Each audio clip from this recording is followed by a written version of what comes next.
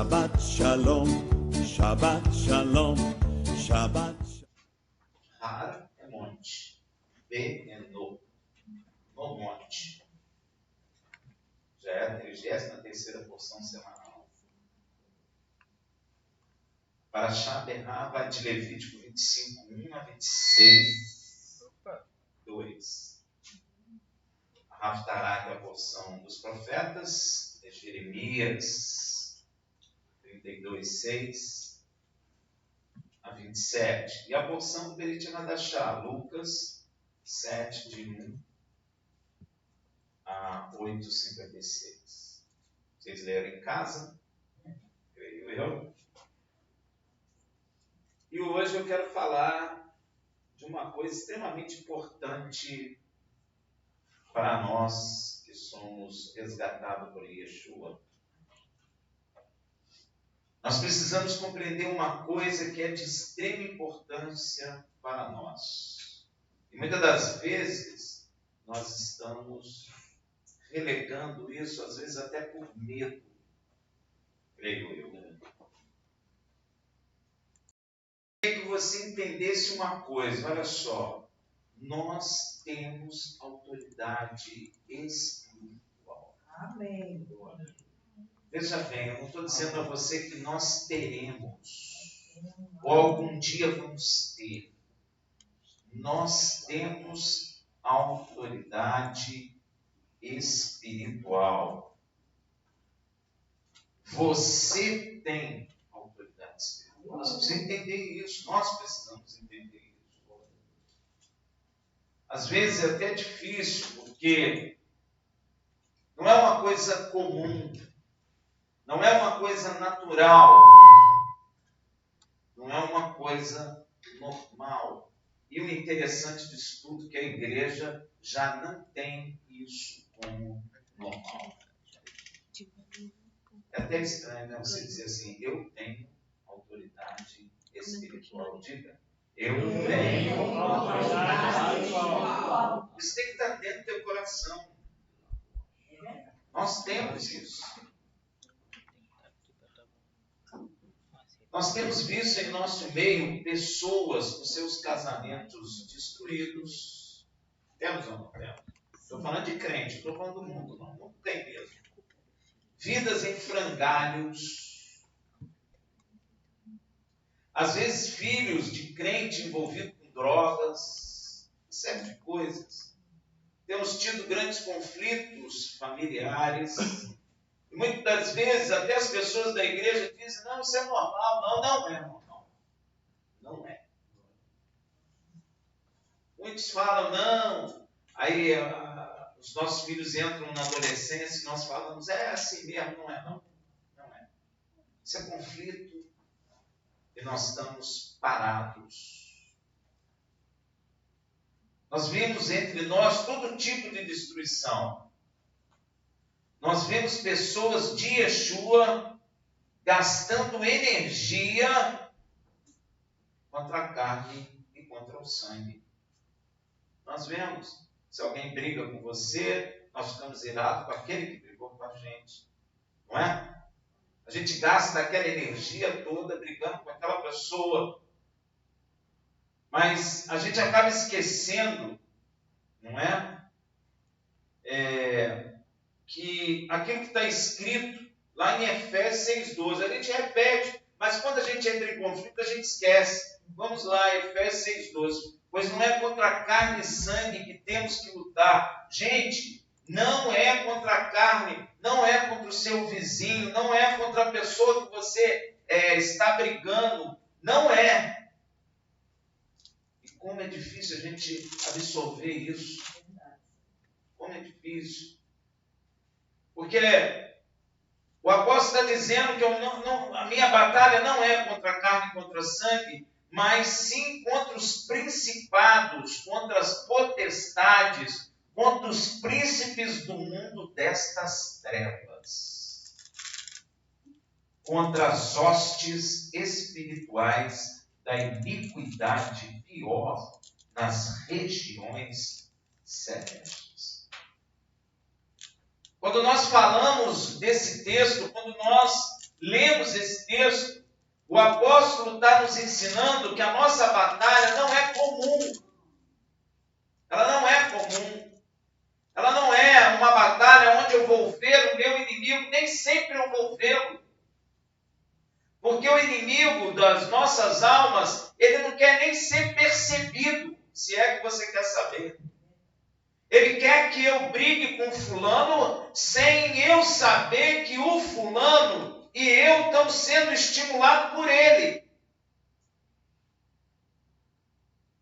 Porque quando o Senhor me converte, ele fala comigo que quem provocava o conflito entre eu e meu pai era ele, o diabo.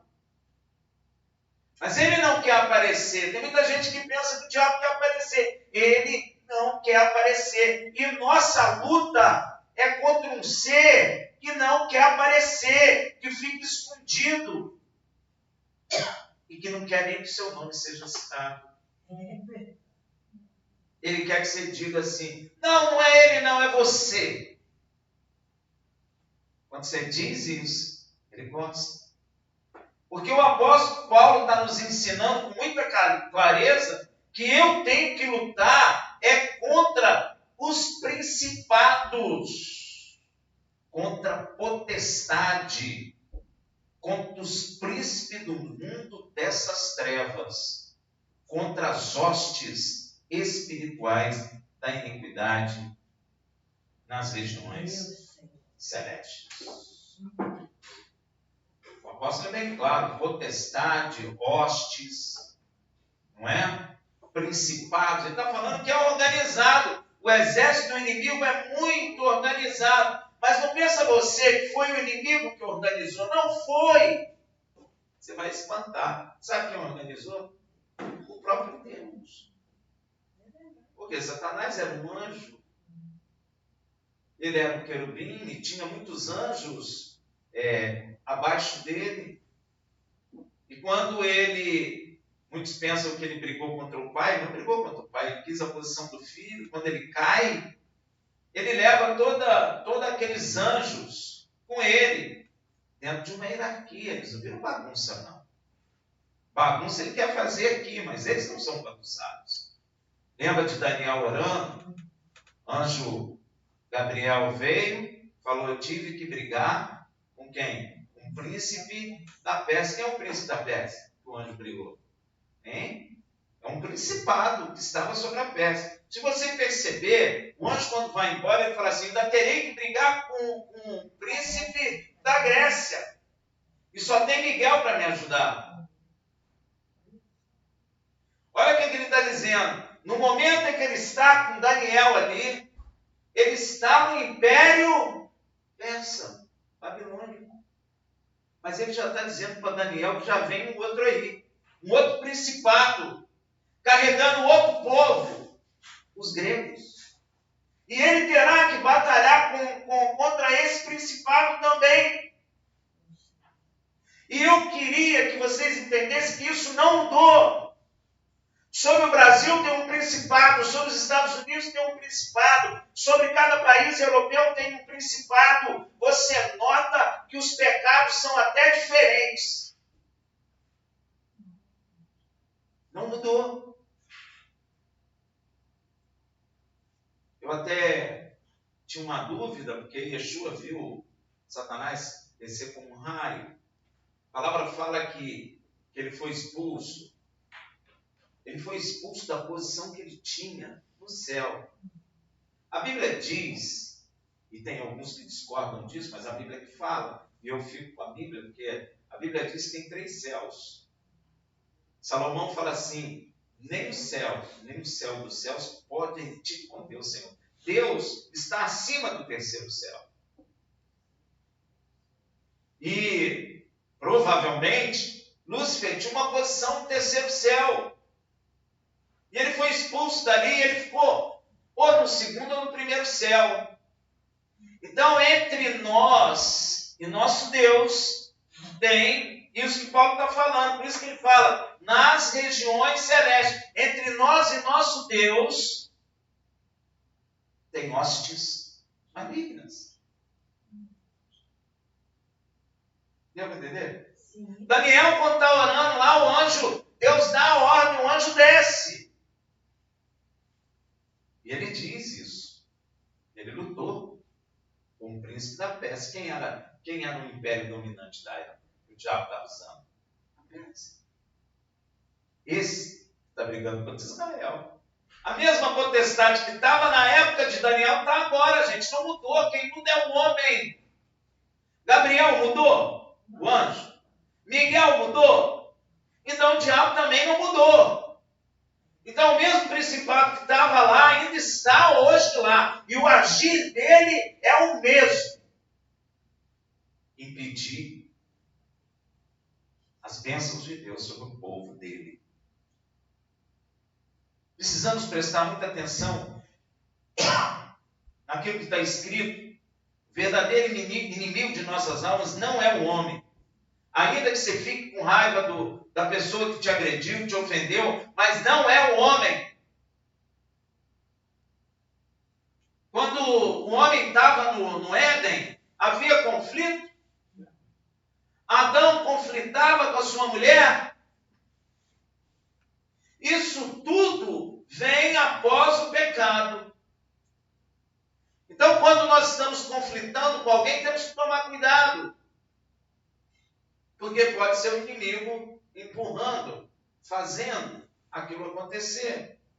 E nós entramos de gaiato no navio. Porque a gente não vê o inimigo.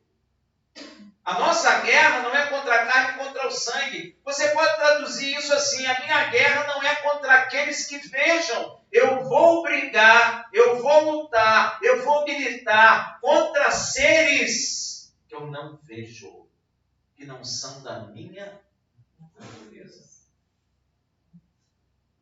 Olha que batalha. Inclusive, Yeshua chama o diabo de ladrão. Então, até roubar, ele rouba. Não que Satanás precise de alguma coisa, né? Ele chama, lá em João, na primeira parte do versículo de João 10:10, o ladrão não vem senão para roubar, matar e destruir. Chama ele de ladrão. Por que está chamando ele de ladrão? Porque ele rouba. Ele rouba a paz, ele rouba a tua tranquilidade, ele rouba teu amor, ele rouba. O que ele quer roubar de fato é a sua fé. Para roubar a sua fé, ele entra de qualquer jeito. Rouba teu carro, tua casa, coloca as pessoas contra você. Você fala uma coisa, ele torce, chega no ouvido da pessoa de outra maneira. Ele tem várias formas, não é? Não precisa ficar citando. O diabo e suas hostes estão no mundo para roubar seu carro, casa, dinheiro e todos os seus bens. Gerar conflito em família, entre os homens. Não que eles precisem disso. Eles não precisam. O diabo precisa de carro, cara. Ele não precisa de casa. Precisa? Não, ele não é como nós. Se ele rouba a casa, o carro, seja lá o que for, é para te abalar aqui dentro. Ele quer te abalar. Ele quer o quê? A tua alma. Ele não quer teu carro, ele não vai usar o carro. Ele não quer tua casa, ele não vai usar o carro. Ele não quer tua mulher. Ele não é homem. Como é que ele quer a mulher? Mas ele estimula briga entre casais porque ele quer destruir aqui dentro. Na verdade, ele quer tirar toda a sua esperança e toda a sua fé. Um homem sem esperança não tem fé. E um homem sem fé e sem esperança é o quê? Não quer nem levantar de manhã. Ele, na verdade, ele quer roubar por fim seu ânimo, sua paz e, sobretudo, a sua fé no Senhor. Ele não quer que você creia nele. Ele quer ofuscar você. Ele quer tampar. A Bíblia diz que o príncipe desse céu cegou a vista dos incrédulos. Ele quer cegar você. Ele quer que você não compreenda a verdade em hipótese nenhuma. E para desviar você disso, tem uma série de coisas que ele lança aí. E às vezes até os irmãos não vigiam. Ele usa as pessoas com coisas que acabam desviando você da fé verdadeira. O objetivo é desviar você de Yeshua, de Mashiach, não é? Ele não rouba você porque quer alguma coisa física, material de você. Ele até te dá coisa material. Você sabe que o diabo prospera a pessoa. O preço é alto, né? Ele prospera. Ele tem poder. O diabo tem poder. E nós entregamos a autoridade da terra na mão deles. Yeshua chamava ele de quê? Chamava não, chama. Príncipe deste mundo. Seria príncipe deste mundo. Tem um erro dentro da igreja, né? Todo mundo pensa que o diabo está no inferno, né? Lá no céu. Ele não está lá. Lá não é o lugar onde tem o trono dele. Já vi gente tendo visão que viu o trono do diabo lá. Não é verdade isso. Lá é lugar de prisão. Quando Yeshua foi expulsar aqueles demônios lá em Gadara, eles pediram para não ir para lá. Como é que lá é? Reino do diabo, gente. O diabo está solto. Ele vai ser preso. Tem um tempo certo. Mas ele está solto. Amém? Ele gosta até que você diga que ele está preso, né? Porque aí você esconde ele. Então, meu irmão, e quando nós estamos diante de situações provocadas pelo diabo e suas hostes, a nossa postura tem sido o quê? Conflitar com o homem ou com a pessoa que a gente está brigando ali. A gente esquece o que foi falado em Efésios, esquece. Já ouvi até crente falar assim, eu dou um boi para não entrar na briga, mas dou uma boiada para não entrar, para não sair, perdão. Quer dizer, eu sou crente, mas não tenho sangue de barata. Ou seja, na verdade, está cedendo ao inimigo. Porque ele quer que eu faça isso. Yeshua nunca entrou em conflito, entrou em guerra, só com relação à palavra. Mas assim, conflito cotidiano nunca entrou. Não é? Moisés prefigura Yeshua, né? Moisés era o homem mais manso. Na nossa época, na época de Yeshua, mais manso era quem? Yeshua. Deu para entender, gente? Ou então a gente briga com a carne, ou a gente fica com medo. E às vezes, quando a gente tem um entendimento, nós não temos que brigar ali, que não é contra a carne, contra o sangue, a gente tem medo de brigar contra o inimigo. Porque às vezes o inimigo manifesta, faz aquela cara feia, distorce a pessoa toda e nós ficamos com medo. Entra o medo no coração. Meu irmão, nós temos que amadurecer. Muitas vezes nós começamos a clamar a Deus. Agora imagina Davi no meio da batalha, espada lá, gente tentando matar ele ia clamar a Deus. Ele já tinha orado ao Senhor, o Senhor já tinha falado para ele que tinha dado o inimigo na mão dele, então ele ia com fé e ousadia e derrotava o inimigo. Imagina Davi lá no meio da batalha, peraí, Senhor, tem misericórdia de mim. Ele ia morrer. E às vezes, ao invés de nós agredirmos o inimigo, nós vamos clamar ao Senhor. Não é isso que Deus quer. No momento da batalha, não é isso que se faz. Antes da batalha, joelho no chão, jejum e oração. Agora, na batalha, é hora de batalha. Lembra de Paulo? Paulo estava lá conversando com o procônsul lá, e um cara tentando impedir ele orou, Senhor, tem misericórdia desse cara. O que ele falou? Se torne cego, você que está impedindo que ele ouça a palavra de Deus. Na mesma hora o cara ficou cego. Você não vê Paulo clamando a Deus na hora da batalha. É hora de batalha. Ali não era hora de clamar. Ali é hora de batalha. E às vezes nós vamos batalhar, aí ficamos com medo e começamos a clamar a Deus. Em nome de Jesus, aí bota a Bíblia na frente. Não adianta. O inimigo sabe que você está fazendo isso. O inimigo sabe que você está recuando. O inimigo sabe que você está com medo. Porque nós acabamos de falar aqui que nós temos autoridade espiritual. Nós temos. A palavra de Deus não nos diz para clamar quando estivermos em batalha espiritual contra o inimigo de nossas almas. Nos ensina o que o Tiago falou lá em Jacó, irmão de Yeshua, Tiago 4,7. Sujeitai-vos, pois, a Deus, mas resisti o diabo e ele fugirá de vós. Ele está me ouvindo e ele sabe que é assim mesmo. Eu não posso sair correndo e ajoelhar e orar numa batalha. Não é hora. Tem tempo para tudo, não tem? A palavra não fala? Tempo de abraçar, de chorar, de guerrear. Tem tempo de guerra. Seja física ou seja espiritual. Você vê os soldados de Ismael lá. Eles oram e vão para a batalha. Na hora da batalha é a hora da batalha. Não é hora de orar. A hora de orar é antes. Acordou, ajoelha a hora, glorifica o Senhor e vai para a batalha. E olha, a sujeição a Deus é a primeira coisa que devemos fazer. Sabe por que a autoridade não vem? Porque nós não nos sujeitamos à potente mão de Deus. Tem gente que pensa que sujeitar a potente mão de Deus, ou sujeitar-nos a Deus, é ajoelhar. Não é isso. Deus fala isso lá em Isaías. Vocês pensam que me servir, me adorar, é se prostrar e ficar como um junco? Não é isso. É ajoelhar? Não é isso. Não é isso. Ah, mas eu tenho que ajoelhar? Tenho. Eu tenho que me prostrar com o rosto em terra diante de Deus? Tenho.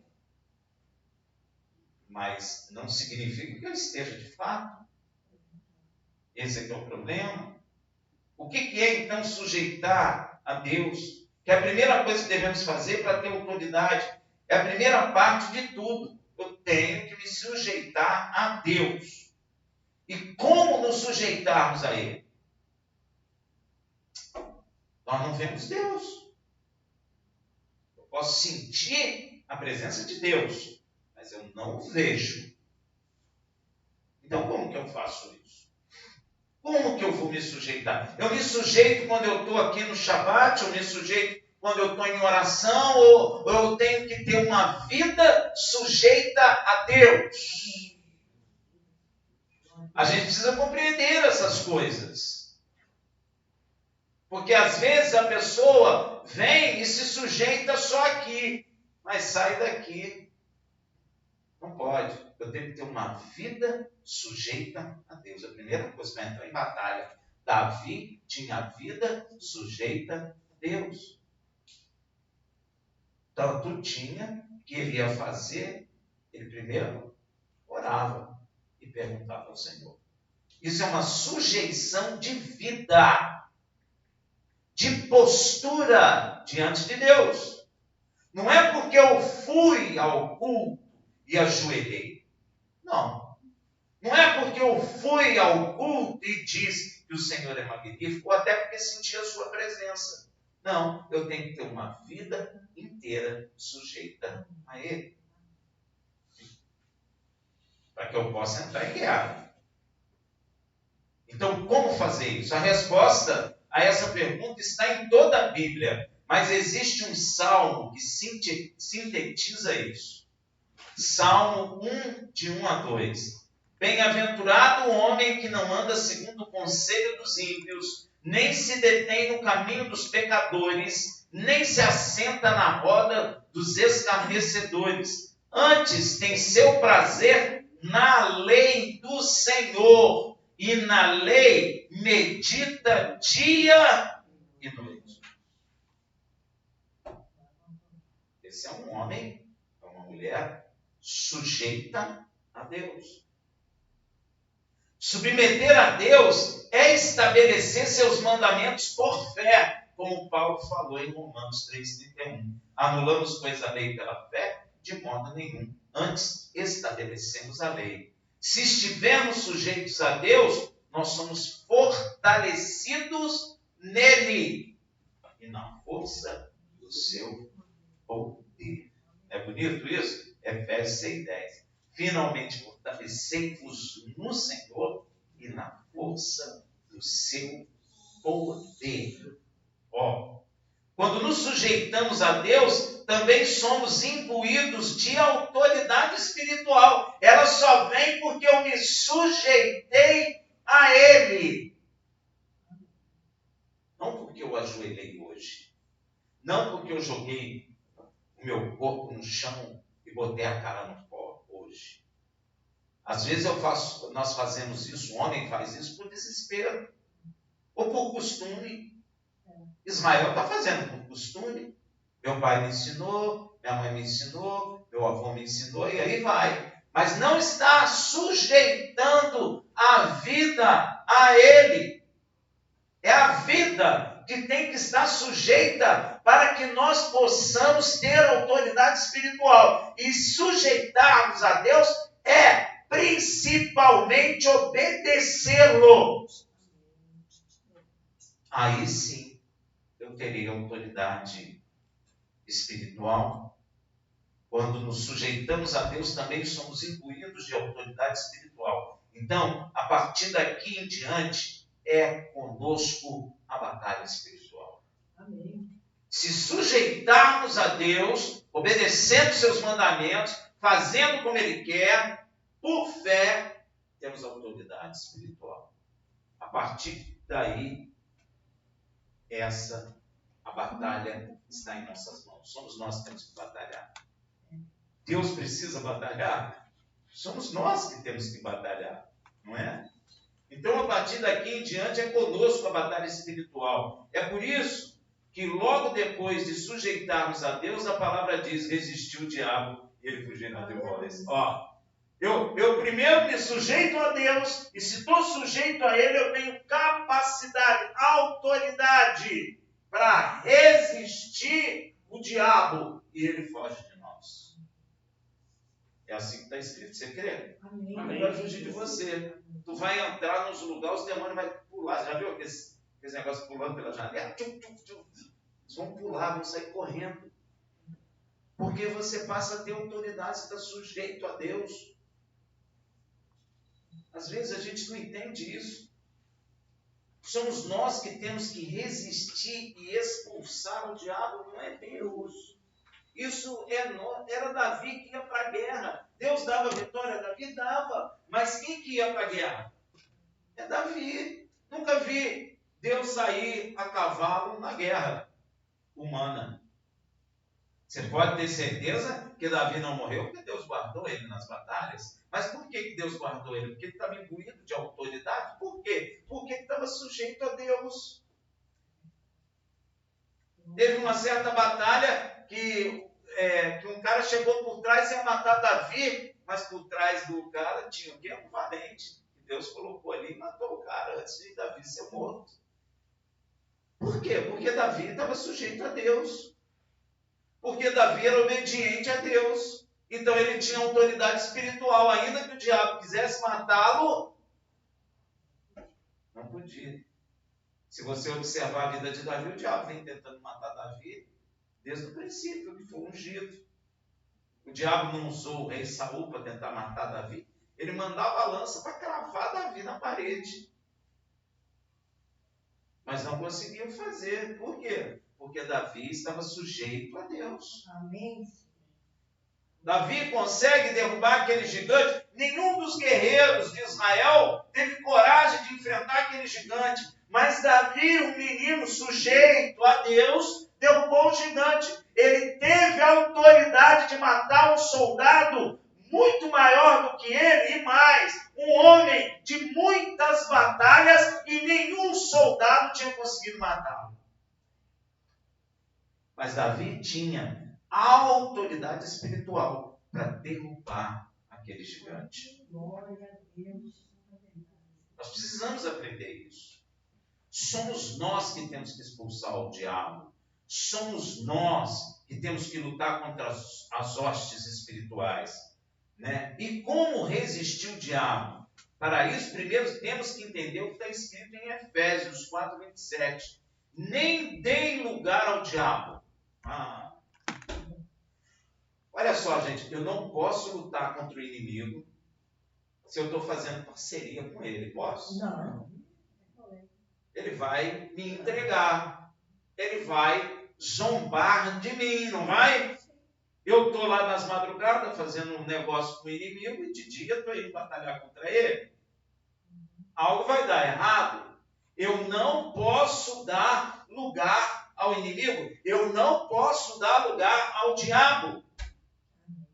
E essa instrução nos alerta a não permitir que o inimigo tenha espaço em nossas vidas.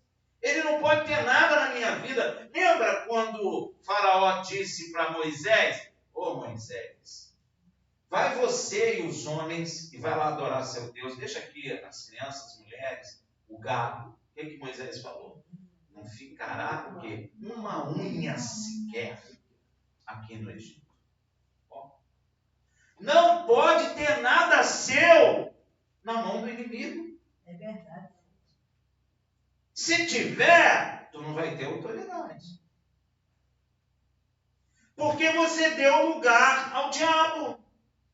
Você não pode dar. A gente precisa ler a Bíblia com muito vagar para entender o que Deus está querendo nos ensinar. Eu não posso ter nada meu e negócio nenhum com o diabo. Não posso. Porque senão não tem autoridade, imagina. O diabo vai chegar, como eu já vi aí. Mas você faz isso assim, assim. Quem já viu? Eu já vi. Porque a pessoa está deixando o quê? Dando lugar ao diabo. Está permitindo a unha lá, o fio de cabelo, ou qualquer coisa. Deixou lá no Egito. O diabo requer. Então, essa instrução aí de Efésios 4:27 é extremamente importante. Ela está nos instruindo para que a gente não pode ter nada nosso na mão do inimigo. E o inimigo não pode ter região, área nenhuma em nós. Nada. Ele não pode ter nada em nós. Significa que devemos evitar atitudes, pensamentos ou sentimentos que possam abrir brecha para o mal.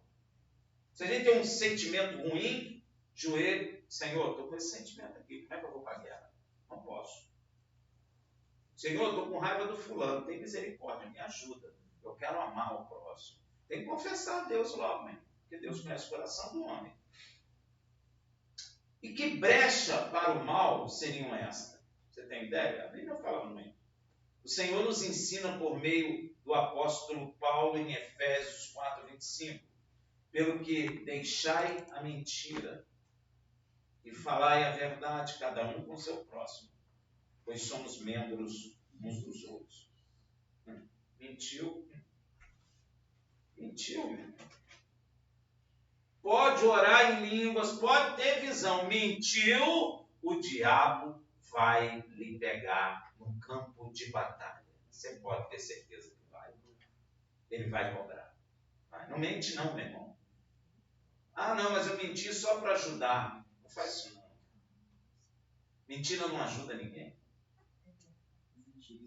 Quando mentimos, não resistimos ao diabo, e sim damos lugar a ele em nossa vida. Deu para entender? Ah, falei uma mentirinha só para ajudar a fulano. Você deu lugar ao diabo, você não fez o que Deus está mandando, resistir. Você está dando lugar ao diabo. Mentiu, deu lugar a ele. Não tem jeito. Mas eu menti porque a pessoa não ia suportar ouvir problema seu. Não minta. Ou então não fala nada, fica quieto. Mas não mente. Não mente. Ah, a pessoa não aguenta. Ué, todo mundo tem que ouvir um dia, não tem? Cala a boca, então. Não fala nada. Você não pode mentir. Eu não posso mentir. Porque senão eu estou dando lugar ao diabo. E a palavra diz o quê? Não dei lugar ao diabo. Aí, ó. Quando mentimos, não resistimos ao diabo como a palavra manda. E sim damos o lugar a ele em nossas vidas, como a palavra fala para não fazer. Efésios 4:26. Irai-vos e não pequei. Não se põe o sol sobre a vossa... Aí, ó. Esse é um outro problema. Ah, eu sou assim mesmo. Então você não tem autoridade nenhuma. É por isso que a igreja está com problema. Eu, por exemplo, se me iro, a gente tem que tomar cuidado. Não é pecado a ira. O pecado é a permanência dela em nosso coração. Isso é pecado. Por isso que ele fala, não deixa o sol se pôr sobre a ira. Ou seja, quando o sol se põe, é porque a ira está permanecendo em meu coração. E aí, meu irmão, você não está resistindo ao diabo, mas está dando lugar dele na sua vida. Efésios 4, 28. Aquele que furtava, não furte mais, antes trabalhe fazendo com as mãos o que é bom, para que tenha o que repartir com o que tem necessidade. Meu irmão, se você furtar ou roubar, você não resiste ao diabo. Não resiste. Ah, mas eu roubei do meu pai. Não importa. Ah, roubei porque ele roubou. Não importa. Você já ouviu aquilo, né? Ladrão que rouba ladrão tem 100 anos de perdão. Não faz isso não, você não vai ter perdão. E você está dando lugar ao diabo. E o diabo, quando você estiver no campo da batalha, quando você clamar, quando você tiver que lutar, tu vai perecer, porque o diabo vai requerer sua vida. Não furta não, meu irmão. Não entra nessa. Efésios 4, 29. Não saia da vossa boca nenhuma palavra. Meu irmão, estou vendo é crente falando palavra torpe, falando palavrão, e fala mesmo, escracha mesmo. E diz, o que tem aí, ó? Não saia da vossa boca palavra torpe. A palavra não está falando à toa, meu irmão. Yeshua disse que toda palavra que sair da nossa boca será julgada. Meu irmão, só fale coisa para edificação. Não põe apelido nos outros, não zomba das pessoas. Meu irmão, você não sabe a loucura que você está fazendo. A gente fica vendo aí nas igrejas essas brincadeirinhas e bota apelido daqui, zomba dali, não faz isso não, meu irmão. Não entra nessa festa não, isso aí não é de Deus não. Nem tire a palavra torpe da sua boca, mas só o que seja boa para a necessária edificação. Na minha boca só deve sair palavra para edificar. Porque se eu falo palavrão, o que acontece? Estou dando lugar ao diabo. O que tem? Vai nessa força. Se quer que tem, vai nessa força. Eu estou falando que eu já ouvi isso. O que tem também? Você é fanática, é exagerada. A palavra que sai da nossa boca sempre tem que ser palavra de edificação. Olha o que ele fala. A fim de que ministre graça aos que a ouvem. Qualquer um. Imagina você gritando palavrão aí. Você está ministrando graça? Hein? Para as pessoas que te ouvem? Não está.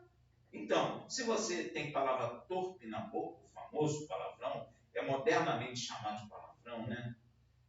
Ou até piadas imorais. Quantas piadinhas para rir, não é? Pois é, já ouvi muito de crente isso. Meu irmão, está dando lugar ao diabo e não terá autoridade. Você nota por que nós, igrejas, estamos sem autoridade? Hein? Você nota?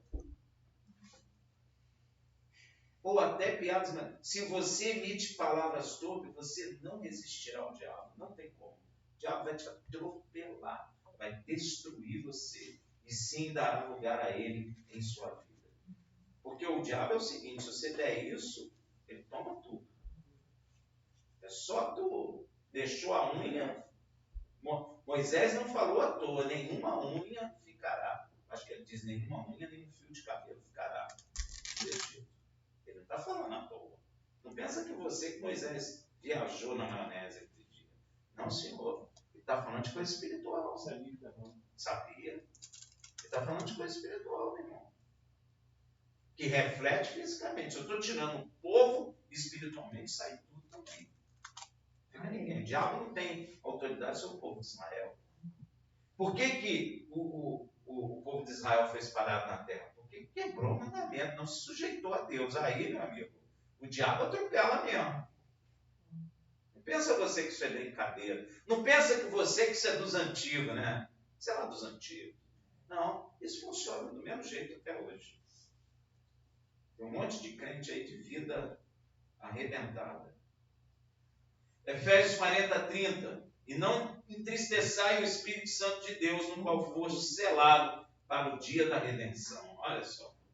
Não entristeçai o Espírito de Elohim. Você sabe o que é isso? Como é que a gente entristece o Espírito Santo? Se você chamar alguém de chato, você entristece alguém? Entristece. Chamar de burro, entristece? Entristece.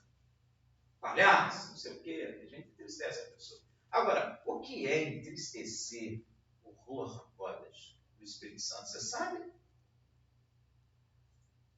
É isso que nós temos que tomar cuidado. Às vezes estamos entristecendo o Espírito Santo e não sabemos, porque não sabemos como entristece ele. Nós temos que saber, meu irmão, como é que nós conseguimos entristecer o Espírito de Deus. Sabe o que é, meu irmão? Entristecer o Espírito de Deus é não acreditar nas coisas, na palavra de Deus. Quer ver? A palavra fala. Vai em Números 14:1. Disse então Yud-Heh-Vav-Heh a Moisés: até quando me desprezará este povo?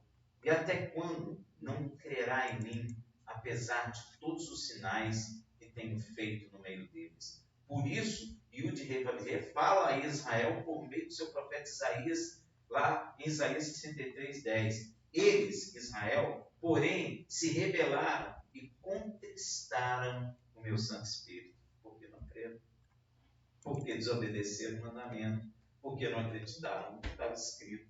Então entristece o Espírito de Deus, pelo que se lhes tornou em inimigo, e ele mesmo pelejou contra eles.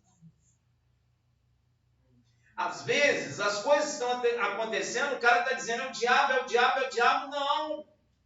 Depende se eu estou sujeito a Deus ou não.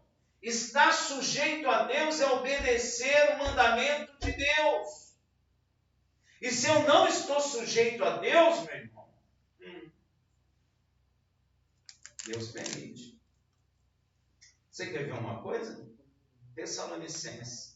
Quem vai mandar a operação do erro é o próprio Deus. Mas por quê? Porque eles não creram, entristeceram o Espírito de Deus. O Espírito de Deus vem e um homem faz o quê? Não crê. Não crê em nada nessa palavra. A lei de Deus acabou. E vai indo. Vai entristecendo o Espírito de Deus. Aí quando a coisa vem, aí é o diabo. Não, a culpa é sua que está rejeitando a verdade. Deu para entender? Amém. Olha que coisa. O próprio Senhor tornou inimigo. Começa a batalhar contra a pessoa. Aí você acha que é o diabo. Mas não é. É o próprio Deus. Nós já sabemos o que está escrito em Hebreus 11:6. Ora, sem fé é impossível agradar a Deus. Ó. Sem fé é impossível agradar a Deus. Então, se eu não creio naquilo que está escrito, se eu não creio nas maravilhas de Deus, eu não agrado a Deus. Entristeço a quem? Se eu não agrado, eu faço o quê? Desagrado. Se eu não agrado, eu desagrado. Está cheio de gente dentro da igreja desagradando a Deus. Está aí, ó, o que está escrito. Porque é necessário que aquele que se aproxima de Deus creia que Ele existe, primeiro, e que é galardoador dos que o buscam. Deus é galardoador, é presenteador. Ele ama quem busca Ele, Ele dá o que é necessário, Ele abençoa, porque Ele é galardoador daqueles que o buscam. Mas tem que buscar de todo o coração, tem que se sujeitar a Ele. Como é que as pessoas não entendem isso? Isso é triste. Nós precisamos mudar como igreja. Logo, se você não crê em tudo que está escrito nos livros sagrados sobre o agir de Yud-Heh-Vav-Heh, você não resistirá ao diabo e sim dará lugar a ele em sua vida. Então, se você não crê, você não está resistindo ao diabo, você está dando lugar ao diabo na sua vida. Efésios 4:31. Toda amargura e cólera e ira e gritaria e blasfêmia sejam tirados entre vós. bem como toda malícia. Aí a gritaria, a gente entra nas igrejas, uma gritaria tremenda. E aí gritaria é sinal de poder de Deus. Quem disse isso? Se a palavra está dizendo para tirar a gritaria de dentro de vós, você entra às vezes nas congregações, uma coisa, você não sabe nem para onde, nem o que ouvir, tanta gritaria que fica. E se você reclamar, eles vão te expulsar demônio. Mas é o contrário, porque a Bíblia está mandando eles pararem de gritar e eles não estão parando. Ou seja, eles não conhecem a verdade. Pensam que conhecem. Ou seja, vou resumir para nós não esquecermos. Quem fala mentira, lembra? Quem se ira sem limite, quem rouba ou furta, quem fala palavra torpe, quem não crê em tudo que Yud Rei deixou escrito, quem tem amargura, cólera, ira, quem pratica gritaria, homossexualismo, prostituição, adultério, quem blasfema e quem pratica malícia. É claro que tem mais coisas, pois isso é só um resumo que eu fiz. Quem tem essas práticas não tem possibilidade de resistir ao diabo, não pode entrar em batalha espiritual, porque será consumido nela. Deu para entender? Pois dão lugar ao diabo com suas práticas, ou seja, fazem o que é estabelecido pelo reino das trevas. Nós estamos vendo isso crescendo aí no mundo, né? Tem aí a agenda, eu acho que é de 2030, onde a sexualidade vai praticamente, quem vai decidir é você. Né? E tem um monte de sexo aí agora, né? Não é só homossexualismo mais, agora tem um monte de aberração. Quem tem, o que nos leva a compreender que existem dois reinos invisíveis sobre o reino dos homens. Existem dois reinos. Qual? O reino de Yud Rei Vav He, também chamado reino de Deus ou reino dos céus, cujo rei na terra é Yeshua, o Filho do Criador. E para espanto de muitos, já chegou a essa terra. Veja Mateus 3,2, dizendo: arrependei-vos, porque é chegado o reino dos céus. O reino do céu não vai chegar mais. Ele já chegou. Desde que Yeshua foi aclamado rei, o reino está aí. Nós estamos numa guerra. Nós somos soldados de que reino? Do céu, do Pai, cujo rei que ele levantou é o Filho, Yeshua. Então nós brigamos contra que reino? Das trevas. Para quê? Para dominarmos e destruirmos o reino da terra. Ou seja, você quando aceita Yeshua, pasme, ele está te alistando para uma guerra. Seja homem, seja mulher, seja criança. Veja Mateus 4,17. Desde então começou a Yeshua a pregar e a dizer: arrependei-vos, porque é chegado o reino dos céus. Mateus 1,15. E dizendo: o tempo está cumprido. Por causa da profecia de Daniel. O tempo está cumprido e é chegado o reino de Deus. Arrependei-vos e crede em quê? Na boa nova, no Evangelho. E o reino das trevas, cujo príncipe é quem? Satanás. Então, há um conflito constante entre esses dois reinos. Ou você pertence ao reino das trevas, ou ao reino dos céus. Não tem meio termo. Não tem meio termo. Não. Ou você pertence ao reino dos céus, ou você pertence. Não tem aquele, não, eu estou aqui no meio. Não existe isso. Não, não existe. Eu sou brasileiro, estou neutro. Os embaixadores brasileiros vivem na neutralidade. Isso é só na cabeça deles. Não existe isso, na verdade. Amém? Com a desculpa de que é a paz. Isso é mentira. É falso. Amém, meu irmão? Ou você está no reino dos céus, ou você pertence ao reino das trevas. Por isso Yeshua disse lá em Lucas 11, 21 e 23, quando o valente guarda armado a sua casa, em segurança estão os seus bens. Mas sobrevindo outro mais valente do que ele, quem é mais valente que ele? Yeshua. E vencendo, tira-lhe toda a armadura em que confiava e reparte os seus despojos.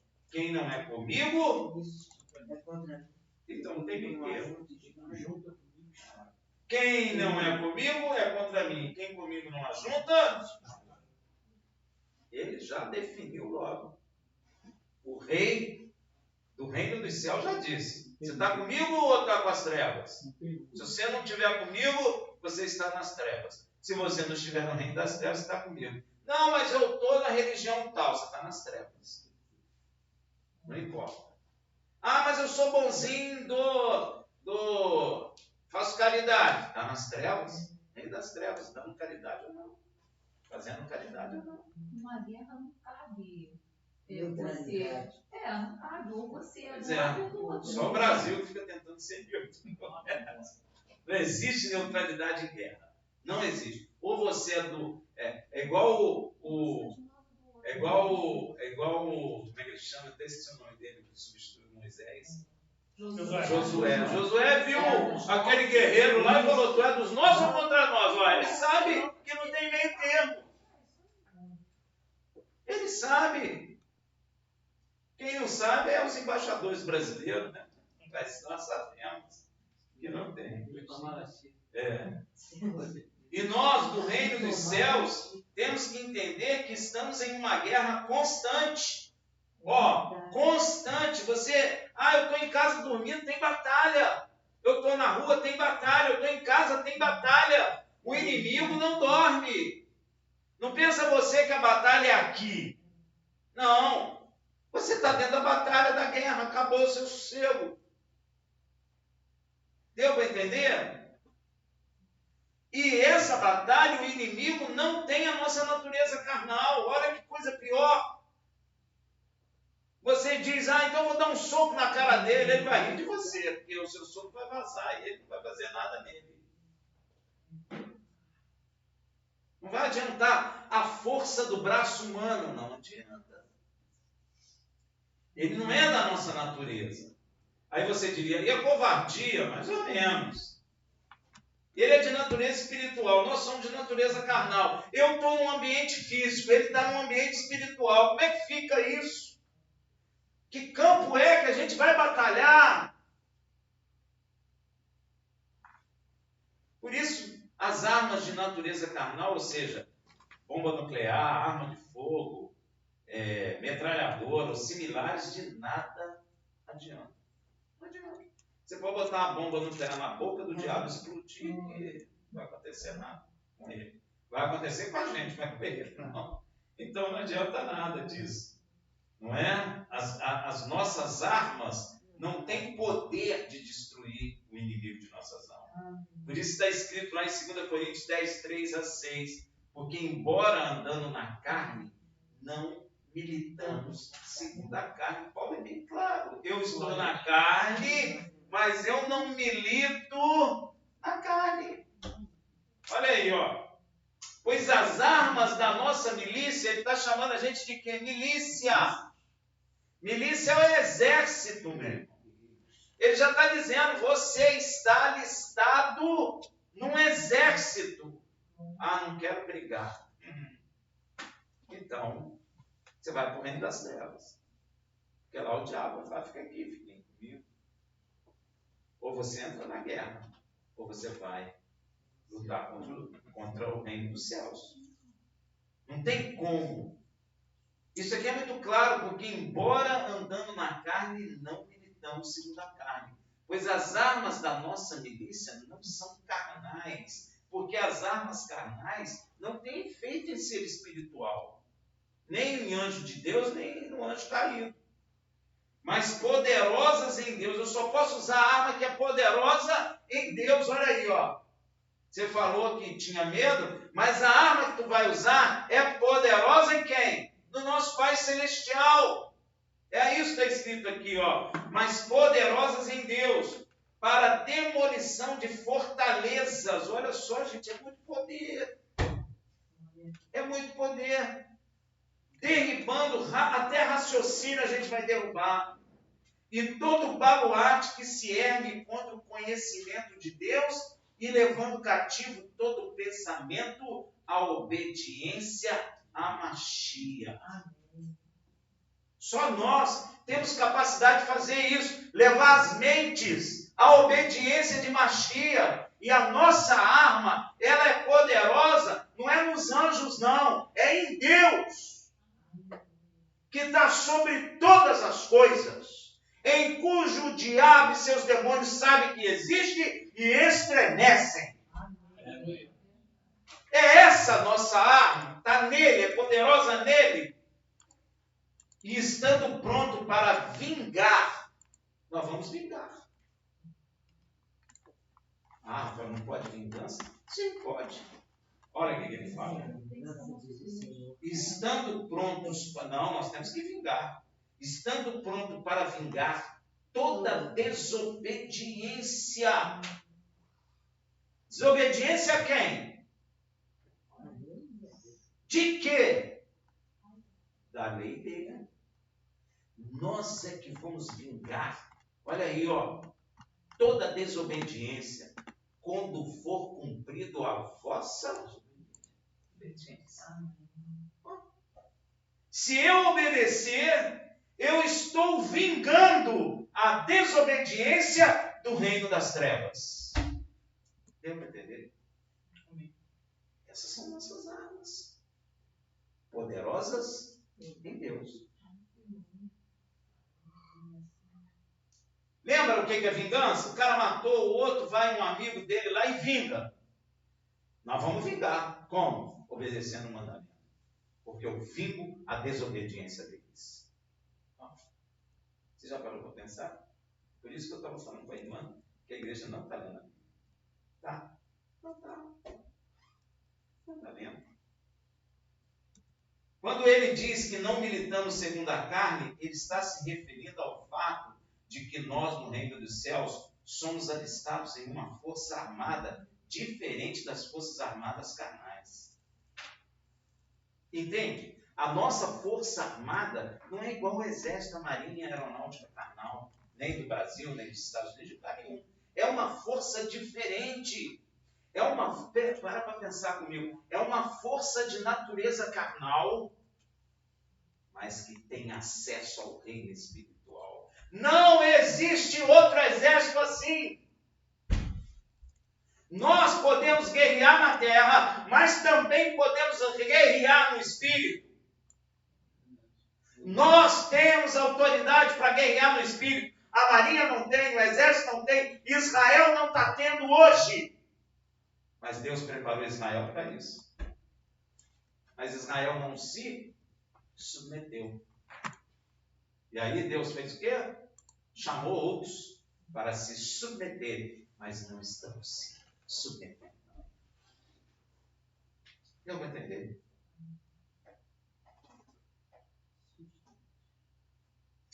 Então, eu acho que você nunca imaginou a igreja de Yeshua como uma tropa militar, já? Já pensou nisso? Hein? Uma milícia. A igreja de Yeshua é uma milícia, é uma tropa. Hã? Isso é uma luta. Que luta? Luta. Pois é, mas você tem que passar a pensar na igreja como um exército, como uma milícia. Você nunca pensou nisso, né? Aí fica todo mundo falando, aí a igreja é paz e amor, não é isso não. Isso aí é coisa de hippie americano. Amém, meu irmão? A igreja, ela entra em batalha, em guerra, e vai se vingar também. Você já sabe como se vinga, né? Obedecendo o mandamento. Você vinga a desobediência deles. E vinga, e julga. Você precisa entender isso, que a igreja de Mashiach é uma milícia. Também estaremos prontos para vingar toda a desobediência dos incrédulos por meio de nossa obediência ao Criador. Em resumo, essa passagem nos ensina que nossa luta espiritual vai além do mundo físico. físico e material. Ela envolve uma batalha contra forças espirituais e forças espirituais organizadas. Não é força espiritual. Às vezes as pessoas também têm um erro, né? Pensa que o diabo é uma bagunça, igual a gente fica vendo em centro espírita. Não é! Aquilo ali é bagunça que ele faz, como ele quer fazer dentro das igrejas aí, com as pessoas entrevistando os demônios. Por isso que vira bagunça. Mas eles não são bagunçados. Eles são organizados. Eles herdaram a organização de quem? Do Todo-Poderoso. Eles não são idiotas. Apesar de nós, às vezes, sermos desorganizados, eles não são. Amém? Eles não são desorganizados. Nós temos que aprender isso. As nossas armas não são carnais, e sim poderosas em Deus para vencer essa batalha. Não é à toa que Saul diz que o diabo põe ciladas, e por isso temos que vestir a armadura de Yud-Heh-Vav-Heh para vencê-las. Ele põe cilada, ele é covarde. Ele põe cilada. Você que pensa que não. Às vezes você sai na rua tranquilo, um cara fecha o carro, você enche de ira. Olha a cilada aí. Olha a cilada. Aí você fica, eu vou matar esse cara, ele vai vir, eu vou dar um soco na cara. Fica ou não fica? Aí entrou na cilada. Mas olha só o que ele fala, precisando das armaduras de Deus. Efésios 6, nós revestimos de toda a armadura de Deus para poderes permanecer firme contra as ciladas do diabo. Somente com essa armadura é que podemos resistir às ciladas do diabo. Ou seja, a palavra está dizendo, nós somos alistados, temos uma farda para essa batalha. Eu não posso ir sem farda na batalha. Eu tenho que ir fardado na batalha. Davi, quando foi guerrear contra um gigante, o que o rei fez? Deu uma farda para ele. É só, está muito pesado. Tirou o movimento do garoto. Ele deve ter ficado assim, igual um boneco. Ele falou, não, tira isso tudo. Sabe por quê? Sabe por que ele ficou paralisado? Porque em cima, eles colocaram a farda humana em cima da farda de Deus que ele tinha. Ele estava fardado. Só que ele era um lutador espiritual. Ele foi preparado para uma batalha maior do que a de Israel. Tanto era maior que Israel, que aquele gigante paralisou o exército de Israel. E aquele menininho derrubou aquele que paralisou o exército de Israel. Então a batalha dele era muito maior do que a batalha do exército de Israel. Então ele estava preparado, fardado, com farda espiritual, com as roupas, com a farda de Deus. A farda faz parte. Por isso que Paulo fala em Efésios 6, 14, 18. Estai, pois, firme, tendo cingido o vosso lombo com... Olha a farda. Verdade, Davi estava vestido de verdade. E vestido da couraça da justiça. Ó, Davi andava em... E calçando os pés com a preparação da boa nova da paz. Davi andava com a boa nova da paz. Tomando, sobretudo, o escudo da fé.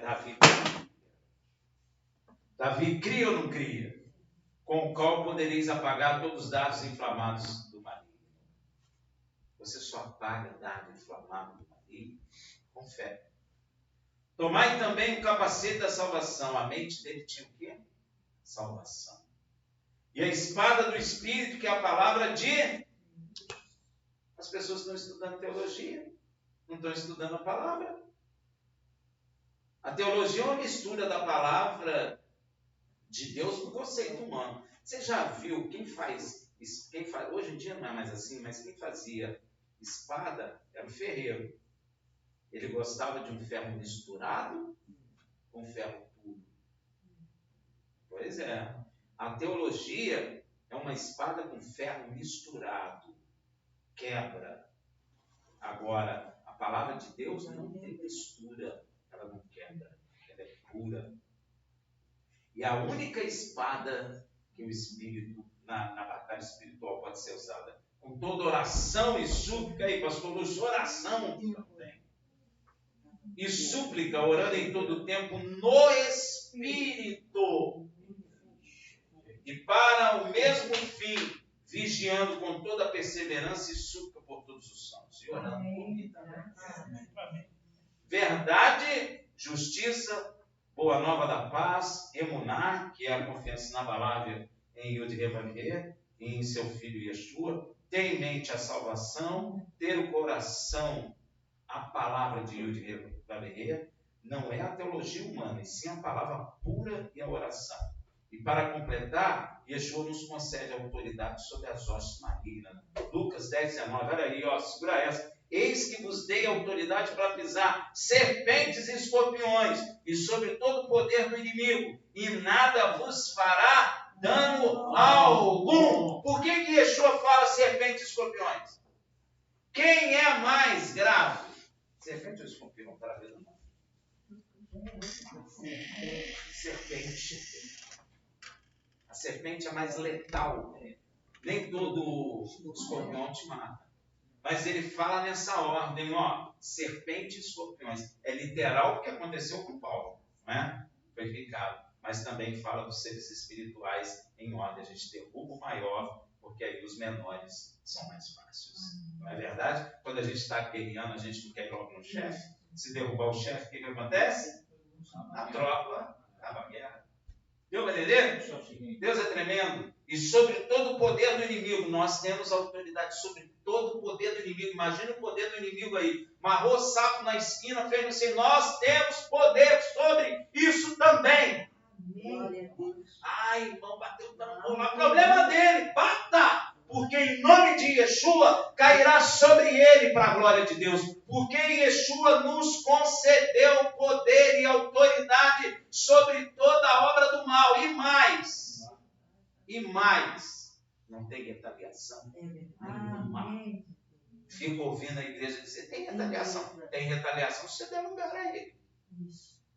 Se você não der lugar a ele, não pode te tocar. Eu tive uma experiência profunda. Veio um demônio desse tamanho, dessa largura, os olhos vermelhos como sangue, berrando. Chegou aqui, ó. Eu fiquei parado. Ele não me tocou. Gritou e foi embora. E não veio nada. Sabe por quê?